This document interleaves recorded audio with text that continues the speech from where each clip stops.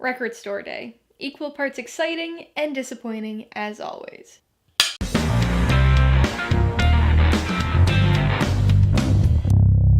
Hey everybody, welcome to Mainly Movies. Today I wanted to do something a little different than my usual movie reviews because this Saturday was Record Store Day and I picked up a few things that I wanted to show you guys. Now obviously Record Store Day is mostly focused on records and vinyl, but while I was at my local Bull Moose store, I also got quite a few Blu-rays, so we're still keeping in line with the normal theme here. For those who don't know, Record Store Day is an initiative to support independent music stores that has occurred every April since 2008. I've been going every year since 2013, and I always go to Bull Moose, who just so happened to have actually come up with the idea and written the proposal for the original Record Store Day. Each year, a number of exclusive records and singles and EPs are released, but usually in pretty limited quantities. The last few years have been a bit disappointing for me in terms of the releases, but this year I actually had a lot of things on my list, so I got there early. I was waiting outside in line before the doors even opened, and still managed to get almost none of what I wanted. This was the craziest I've seen Record Store Day. It was probably 45 seconds between the time the doors opened and when I got in the building, and things were already basically picked over. They don't have the best setup in there for the record store display. There's no real good flow around the tables. Instead, there's a lot of dead ends that get really congested because there's so many people. And people were kind of pushy this year. I got straight up shoved out of the way a couple times. People are really into their records. Anyway, I did manage to snag a few exclusives that I wanted, so I'm going to show you those and also tell you the ones that I didn't get that I wanted. And then I'm going to show you the Blu-rays that I picked up. Bull Moose is having a sale on Arrow distributed Blu-rays this month, so they're all either Arrow Video or Arrow Academy releases. So before I get into the records, I wanted to show you the freebies that I got. They always have exclusive Record Store Day stuff to give out, usually commemorative posters, mixed CDs, things like that, and they had a pretty cool canvas bag this year. But because I decided to take 25 minutes to look at the Blu-rays, I checked out 50 minutes after the doors opened, and they were already out of all the exclusive free stuff. In fact, the guy in front of me in line got literally the last canvas bag. But I think the cashier felt kind of bad about that because he gave me one of their random grab bags, and he also gave me a movie poster. So I got the poster here that I'm going to show you. Unfortunately, the cashier folded it instead of rolling it, so it's got creases and kind of beat up, but it was free. So it's a movie poster for what movie? Bohemian Rhapsody. So a pretty big kind of full-size movie poster here. Like I said, it's a little beat up because of the creases from the guy folding it, but still kind of cool. Something different that I don't think anybody else probably got this Record Store Day. And I've also got the grab bag stuff to show you. So the grab bags at Bull Moose are kind of random mixtures of things. So before we get into the grab bag contents, I want to show you the bag itself. So this is not the fancy Record Store Day canvas bag. This is just a very standard Bull Moose bag, but I've always thought they're kind of cool looking. Kind of disturbing, but kind of cool too, for proportionality of drawing anatomical figures. So I've always liked the Bull Moose bags. So now that I'm done showing you the cool bag, I want to show you the stuff that was in the bag. First up was a set of stickers. And so these are for Stax and Volt, celebrating 60 years of soul music. Next up, a pack of Star Wars Fathead Tradables. And it's compliments of Bull Moose as per the sticker. This is obviously kind of old stock that they had left over because this is from The Force Awakens. So that's kind of interesting. So next I have got another poster here, and I have no idea what this was for. I kind of imagine it was like a promotional poster for an album release, but I do not recognize this at all. So if anybody knows what this is, leave that information in the comments because I'm actually interested, but there is no writing anywhere, nothing on the back, so I have no clue what this is. Kind of unsettling, but kind of cool at the same time. Goes along great with those Bull Moose bags. Okay, then the last two things that were in the grab bag, right, this freebie bag, were music related. So the first is a single, a vinyl single, 45 here. And so this was by a band called Thievery Corporation, who I had never heard of, but they've been around for a while. And so this, again, is kind of old stock. This was like a promotional 45 for an album that came out in 2017 called The Temple of I and I. Side A's got Letter to the Editor. Side B has got The Chalice Blaze. The genre is called Novo Dub, so it's something I had never heard of before, but kind of mellow, kind of low-key. Not bad. So the last thing here was a CD sealed in this envelope. Must have been a promotional thing again. Again, old stock. The CD is Cosmic Wink by Jess Williamson. And I looked it up and this came out 2018, I believe. I listened to this one as well on Spotify. Slightly more in line with my typical musical taste, but it's still not quite what I usually listen to. This is more indie folk. There are a few pretty good songs on here, but then a lot that were kind of boring to me. So now we can look at those Record Store Day exclusives. Like I said, I had quite a few things on my list. I had 5 LPs and 3 singles that I wanted, and I ended up with a pretty mediocre haul of 1 single and 2 LPs. So we'll start with the single here, and that is Bad Religion, My Sanity. So this is a single for their upcoming album. It's got My Sanity and Chaos from Within. It's pretty good, kind of typical of the more recent Bad Religion output. So if you're not familiar with this band, they are a punk rock band. They've been around a long time. Their first couple albums were early 80s. They've been continuously producing music since then. And so started off more kind of rough and more punky back then. Things have been polished up quite a bit now, but still pretty good. Still enjoy them. Okay, so now we're gonna move on to the LPs. Like I said, I only got 2 of them, and this first one here was a complete fluke, right? Complete luck that I ended up getting this one. When I first went into the store, these were all already picked up. There were none on the tables, but my trick that I've learned over the past few years is to hover and circle and circle and circle those tables for 20, 30, 40 minutes, because sometimes people put stuff back, sometimes people try to buy more than one of a particular record, which is against Bull Moose Record Store Day rules, and so they get put back. And so this one, I happened to be kind of hovering near somebody who had a big stack of albums that they had just put on the table, and he put this one aside.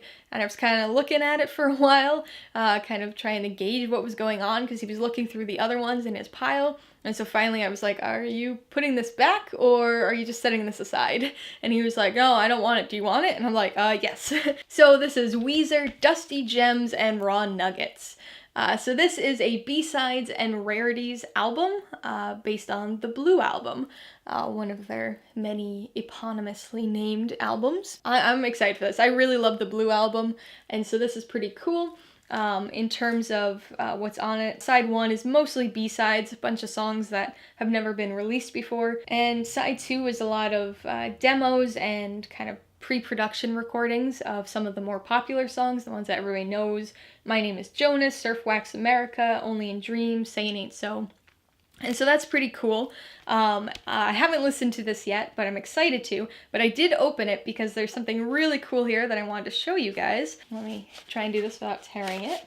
This might take a little while. So we got blue marbled vinyl, which is kind of cool, right? Because this is demos and rarities from the Blue Album. All right, so the second LP that I got, I was also lucky on, because this was the first thing that I spotted as soon as I walked in, and there was only one of it left, so I got the last one, and that is Weezer, the Teal Album. So yet another eponymously named Weezer album. I've got, like 5 or 6 of them at this point. So this one, I have listened to this album. It was released digitally initially, so I listened to it on Spotify the first day it came out. This one is okay. It's entirely an album of covers, and so the one that everybody knows, that probably heard on the radio, was their cover of Toto's Africa.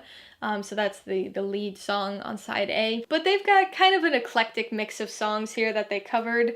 Everything from Take On Me by a-ha to Paranoid by Black Sabbath, Mr. Blue Sky, Happy Together by the Turtles, which is one of my favorite songs of all time. This one, not so much. And then some kind of strange ones. They did No Scrubs and Billie Jean by Michael Jackson. So it's interesting. It's Weezer. I like Weezer quite a bit. So you probably noticed that this one is open as well. and that's because we've got yet another cool colored vinyl. Everyone take a guess as to color? Pretty obvious. We've got teal for the Teal album. So pretty cool. I can say that this is my first Teal vinyl. Okay, so now the exclusives that I didn't get. We'll start with the singles again. The first was L7's Burn Baby, which features 2 songs from their upcoming album. They're a Riot Girl band from the 90s and haven't put out anything in like 18 years, so I was really curious what it was going to be like. But judging from the website now, I think this release might have been cancelled or Bull Moose didn't get any of them. The other single was another Bull Moose long shot.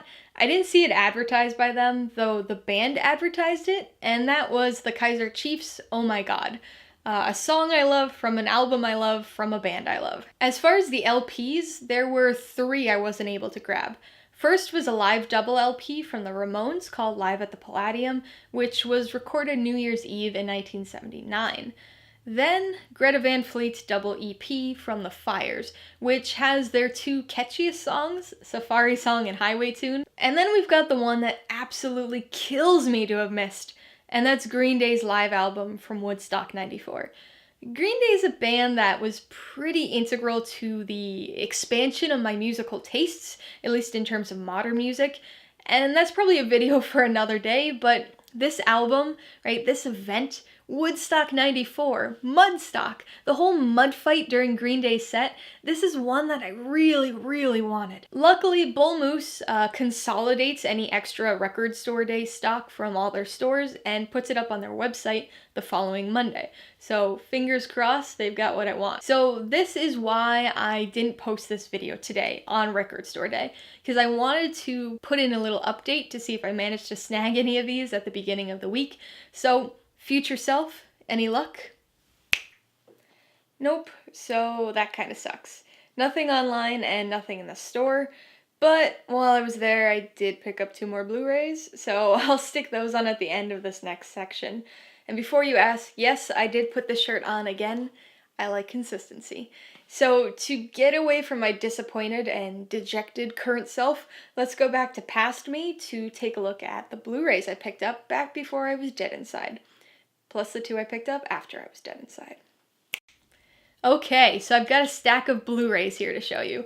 Like I said, Bull Moose is having an Arrow sale, so all of these were about 30% off, and since I saved a lot of money on all the records I didn't buy and was a little disheartened, I might have gone a little crazy with these. You'll get the pun in a minute. These are all blind buys for me. Some have been on my watch list for a while, but a few were ones I had never heard of before a couple days ago. Arrow distributes mostly horror movies, but there are some thrillers and even a comedy in here. I'll get around to watching and reviewing these eventually. I have a ton of movies and a bit of a Blu-ray backlog right now. Since most of these are horror, I'll likely save them for October anyway, but let's take a look at these in my favorite way. Alphabetical order. So first up, we've got The Addiction. So this is one of those movies that I had never heard of at all before a few days ago. This was released in 1995, directed by Abel Ferrara, and stars Lily Taylor and Christopher Walken. So I'm kind of a little surprised I didn't know about this movie, but the little blurb that I had read about it sounded interesting. It's a vampire movie, and vampire movies are not typically my thing. But this one seemed interesting, kind of putting that in a different context. The main character is supposed to be a grad student, and it seems like they're kind of taking it in an interesting direction with the title, right, kind of likening it to drug use, like the desire for blood, I guess. So seemed interesting and was there, so picked it up. Okay, this next one has been on my watch list forever, and that's The Apartment, Billy Wilder movie released in 1960.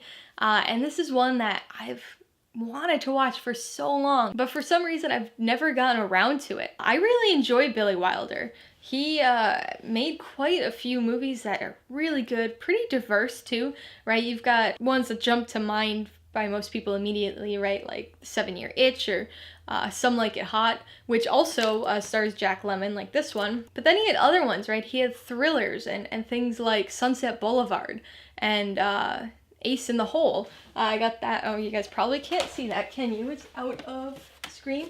So like Ace in the Hole, this is another really great Billy Wilder movie. This is a romantic comedy, kind of interesting premise. So looking forward to finally being able to watch this.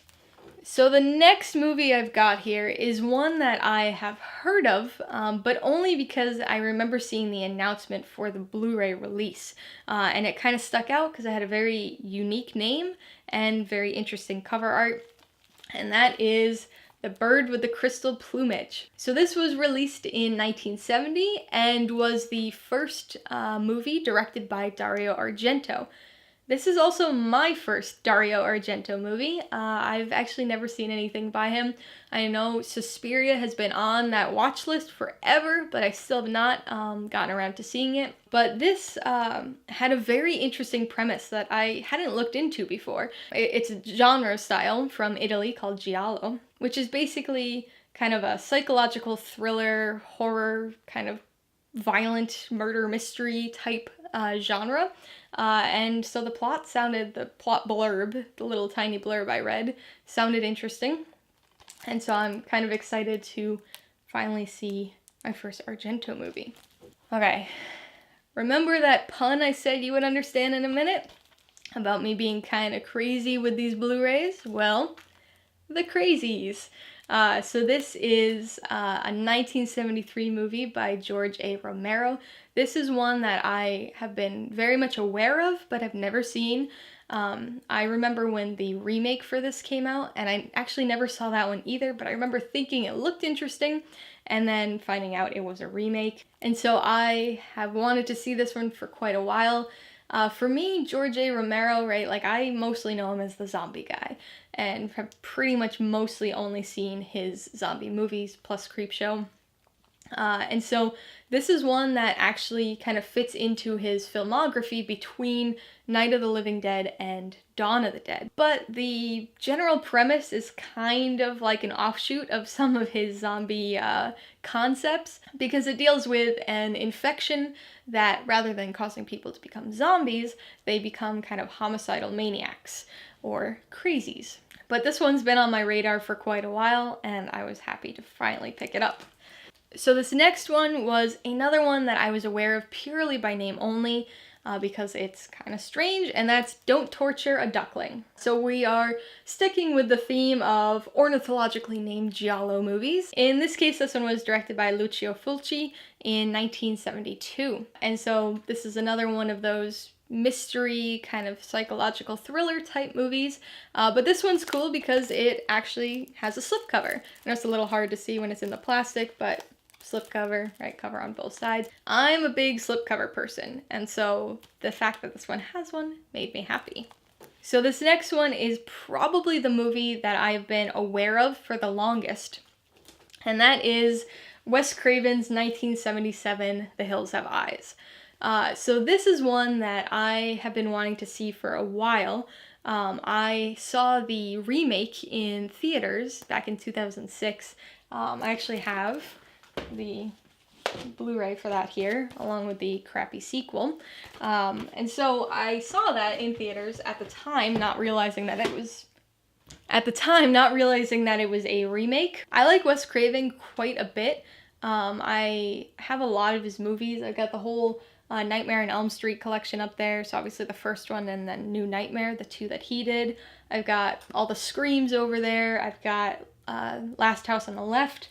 And so I imagine that's going to be more kind of in line with this one, the very low budget, kind of tough to watch type of movie. Oh, I also have his movie, The People Under the Stairs. I like this one, kind of like a precursor in terms of like the humor almost to the Scream movies.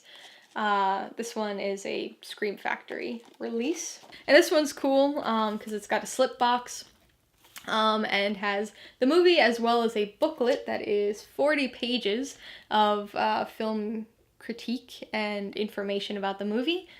So pretty cool. Okay, so this next one is another one that I had never heard of before a couple days ago, and that is Robert Altman's Images. So this was released in 1972, and definitely one that I would not have pegged to Robert Altman. This is supposed to be kind of a very psychological thriller.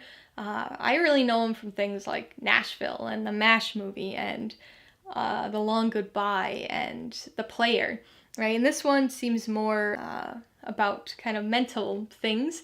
Really, the plot synopsis of this one kind of reminds me a bit of Repulsion, which was a Roman Polanski movie that came out a couple of years before this. I believe it was 1965.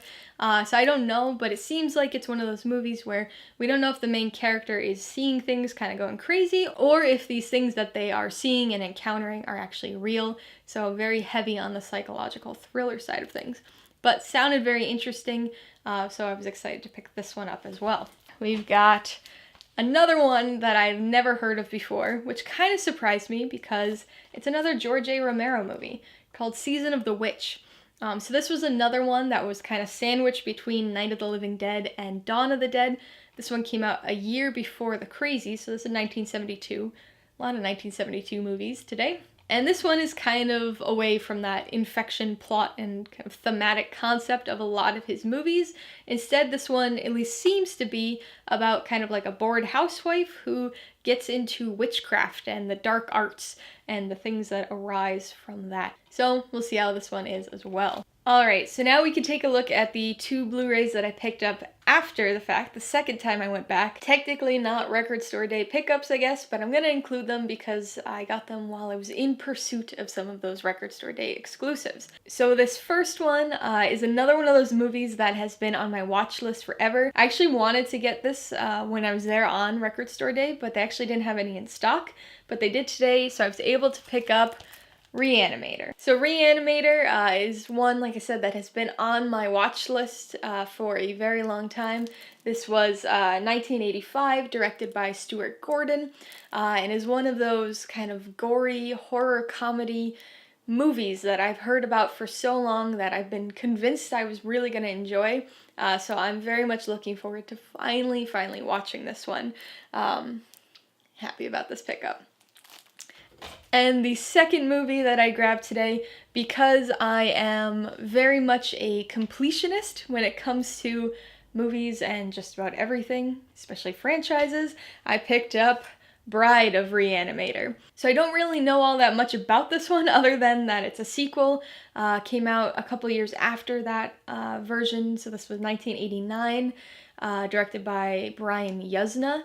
And I don't really know, but I'm a completionist. I saw it there. I wanted it. Plus, it's a steelbook. I love steelbooks. That was actually kind of a surprise when I first grabbed it. I thought it was a slipcover, and so the fact that it's a steelbook makes it even better. Two more horror movies that I hope to maybe get to this October. And if not this October, certainly some October or sometime in the future as I work my way through that huge backlog of Blu-rays over there. So now I've got this combined stack here of new Blu-rays, so my haul from Record Store Day and post-Record Store Day, the Arrow sale at Bull Moose. I got 10 movies here, which is about 8 more than I anticipated getting. But I like collecting, I like movies, I like Blu-rays, so at least right now, before I've seen them, I don't regret it. Because again, these are all blind buys for me, these are all going to be first-time watches, and there's something exciting about that. I hope I like at least some of them. Okay, so that was my Record Store Day 2019 haul. A bit lean on the actual record side of things, but I think I more than made up for it with the Blu-rays. What about you guys? Did you go out for Record Store Day this year? What'd you pick up? Seen any of these movies I bought? Let me know your thoughts and all your pickups in the comments below. Alright, so if you got some enjoyment, information, or insight out of this video, I'd appreciate it if you'd hit that like button. And if you haven't done so already, please hit subscribe while you're at it so you can see more videos like this, as well as other content like movie reviews and trailer reactions. Till next time, this has been Alyssa with Mainly Movies, the way life should be.